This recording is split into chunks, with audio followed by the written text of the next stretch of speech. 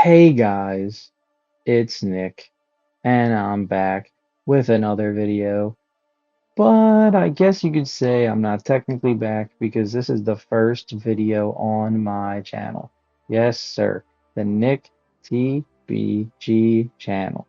TBG, the build god, because this channel, every single day, you are going to get a brand new build video from me.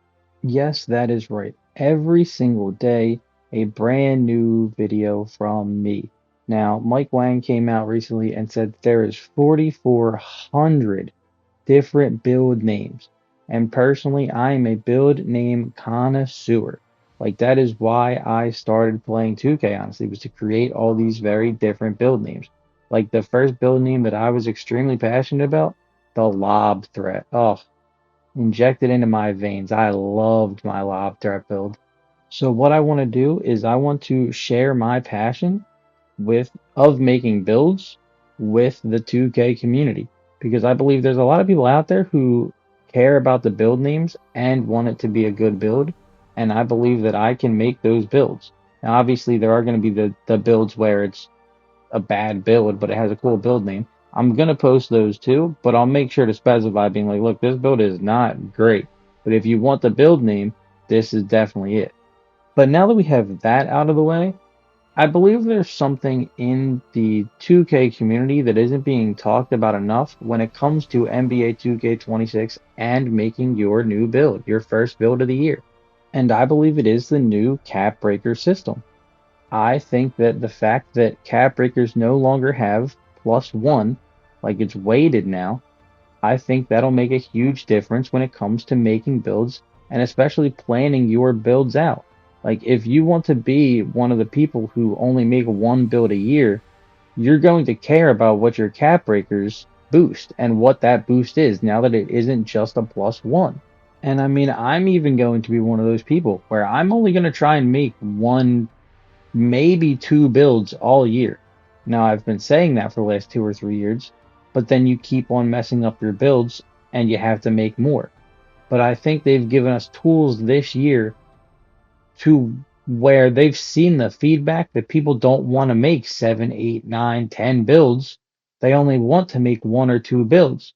So now that they've added this plus like 12 boost to some of your attributes on cap breakers since they're weighted now, and I think the main thing that isn't being talked about is how you can earn one of these cap breakers on day one, allegedly. You can earn one of these cap breakers on day one and not mess up your build. Now, if you haven't seen, what they did on NBA 2K25 is they had cap breakers as every season 40 reward on your season pass. So what would happen is you would go, you would make your build, you would max it out, upgrade it. Then at level 40, you would get a cap breaker for it, and you'd be able to see exactly what you wanted to boost, but it was only a +1 boost. So instead of spending 20, 30, 40, $50 on VC just to mess up, what I am going to do is if, there's a big if, because they didn't do this in season one. They didn't have a cap breaker as the level 40 reward. If a cap breaker is the level 40 reward on the season pass, buy directly to level 40. Because if you think about it, you start off with a cap breaker right away. You start off with one. You can already plan out your first build with one cap breaker. So when you go and make this build, now that you have the one cap breaker, you can now plan, okay, I'm going to complete the quest. So you'll have 3 cap breakers. Oh, okay, I'm going to probably play enough to get the 5 cap breakers from the rep rewards. Okay, that's another 5. Now you're at what? 8?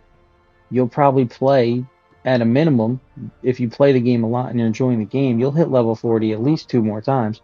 That's 10 cap breakers right there. So I think making sure that your first build is planned out to cap breakers so that way you don't have to spend 50, 60, $70 multiple times making multiple builds so they're usable.